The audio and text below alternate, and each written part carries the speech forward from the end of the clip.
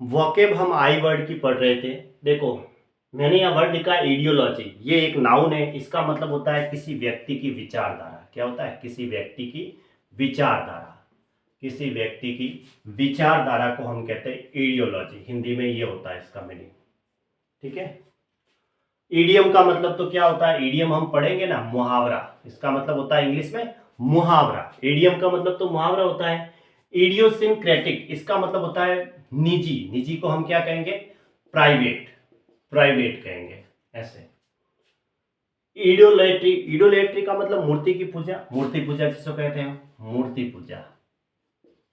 इडोलेट्री का मतलब क्या होता है? मूर्ति पूजा। ये एक नाउन है, यहाँ पीछे मैंने नाउन लिखा। ठीक है। इडीलिक का मतलब होता है सरल, या फिर कहेंगे मधुर, या फिर कहेंगे हम आकर्षक।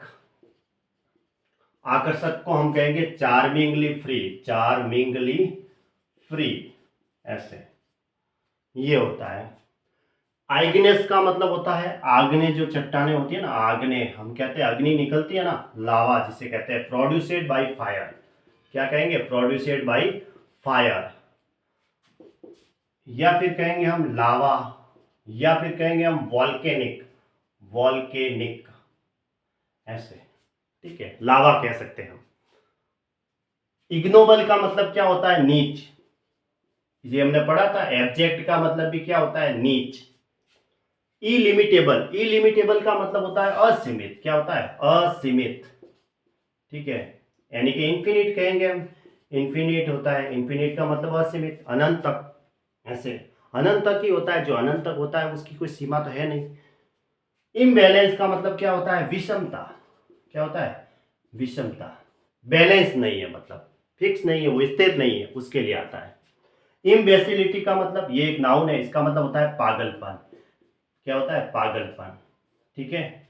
IMBCILITY। इम्ब्रोलियो, IMBROGLIO, इसका मतलब होता है जटिल स्थिति। क्या होती है? जटिल स्थिति। एक तो ये होता है जटिल स्थिति, यानी कि कॉम्प्लेक्सिटी। कॉम्प्लेक्सिटी भी कह सकते हैं। ठीक है, कॉम्प्लेक्सिटी, जटिल स्थिति। इम्ब्रू का मतलब होता है रंगना। क्या होता है? रंगना, यानी कि ड्रेंच कह सकते हैं, ड्रेंच, या फिर स्टेन, STAIN। इमोबिलिटी, इमोबिलिटी देखो, IMMOBILITY, इसका मतलब होता है अस्थिर। क्या होता है? अस्थिर, या हम कहते हैं अचल। ठीक है, इसका मतलब होता है अस्थिर, यानी जो स्थिर नहीं है, उसके लिए।